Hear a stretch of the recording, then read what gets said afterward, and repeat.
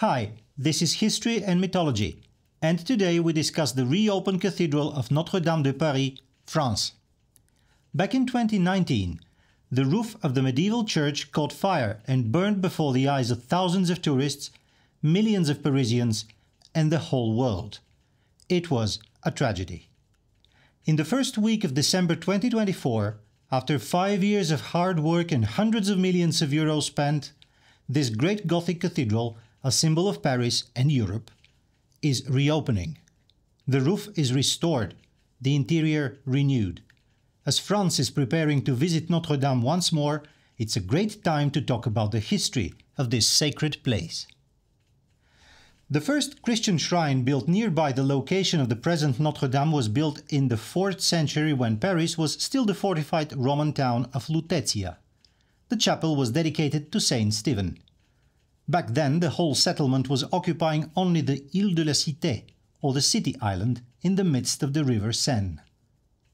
It was only in 1163, during the age of French crusading triumphs in the Holy Land, when Bishop of Paris Maurice de Sully demolished the remains of little old Saint Stephen's and began the large work that was to begin the iconic temple we know now.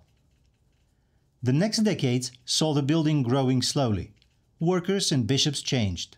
French kings settled in Paris for good, and the Cathedral of Our Lady was still unfinished.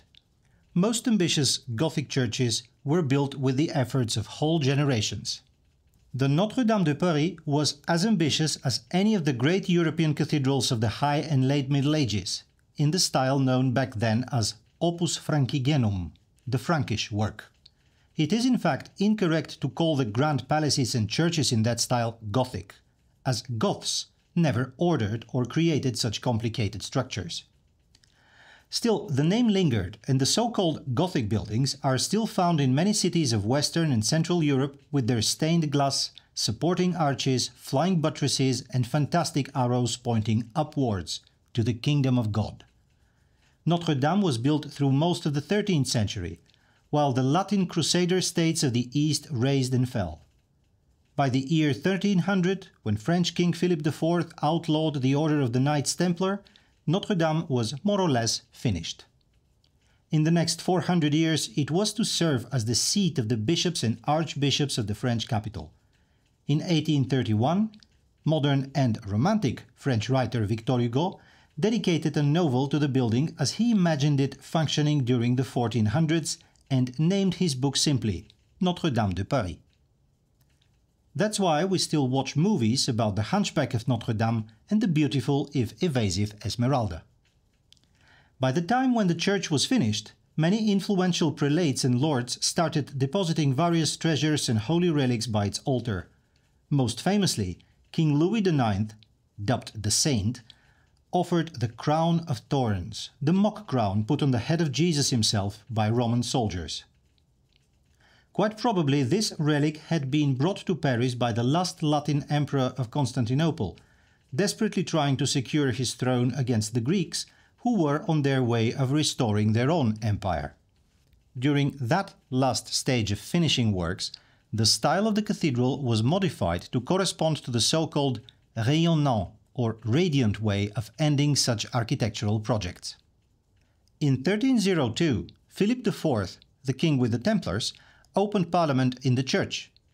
In 1323, French writer Jean de Gendin wrote enthusiastically, "That most glorious church of the most glorious Virgin Mary, Mother of God, deservedly shines out like the sun among stars.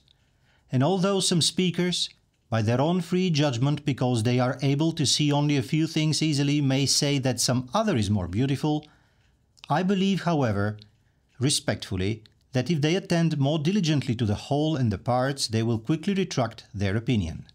I believe this church offers the carefully discerning such cause for admiration that its inspection can scarcely sate the soul."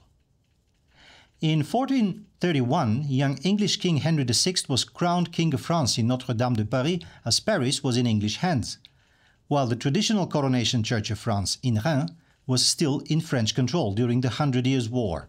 This act made the Notre Dame another coronation site for France, and hundreds of years later, Napoleon I followed in the steps of Henry VI, accepting his imperial crown in Notre Dame.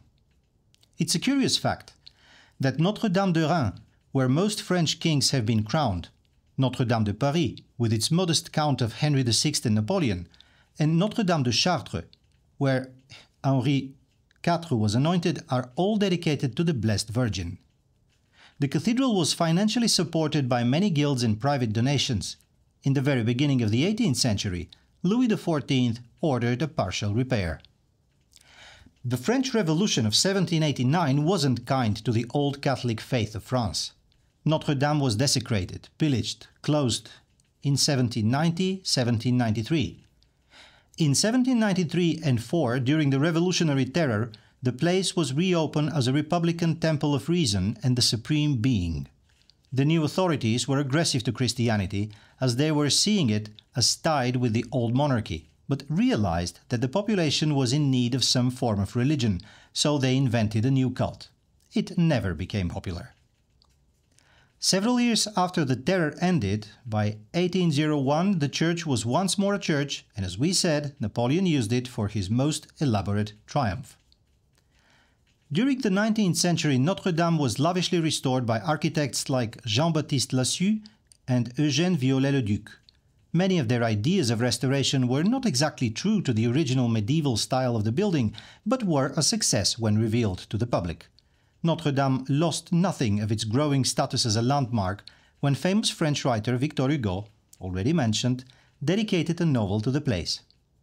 Its sky-pointing arrow and the complicated construction of the roof were the best cause of pride of the architects. Most of the gargoyles and other statues date from the 1840s and are not medieval. In 1871, the rebellious Parisian Commune was determined to blow up the cathedral in case of an attack on Paris by the Germans and their reluctant allies, the French army. Fortunately, this plan was never implemented. The liberation of Paris from the Nazis was celebrated with the Magnificat, a Mass and a Te Deum in Notre Dame in ancient royal style, as heroic French resistance leader and future president Charles de Gaulle wished it in 1944. In 1970, de Gaulle received his last honors in this historical cathedral. Popes and presidents have always been in love with Notre Dame, as it serves as the stage of many of the historical events taking place in Paris. In the last 20 years before the 2019 fire, the church celebrated its 850th anniversary and some large repairs were started. On April the 19th, 2019, a fire started by 6 p.m. The reasons might have been a trifle, like a cigarette. The fire brigades were initially sent to a wrong location in the building, and by the time they found their error, the fire was spreading rapidly. The flesh or high arrow of the roof fell in 7:50, much to the chagrin of the people of Paris. By 10 p.m. the fire was under control, the roof gone, but the main structure saved. And France got to work hard to restore the beauty of its main cathedral. The rest is history, and history shall undoubtedly keep going on in and around the hallowed walls of Our Lady of Paris, as the Parisian motto goes, Fluctuat nec mergitur. She's tossed, but she'll never sink.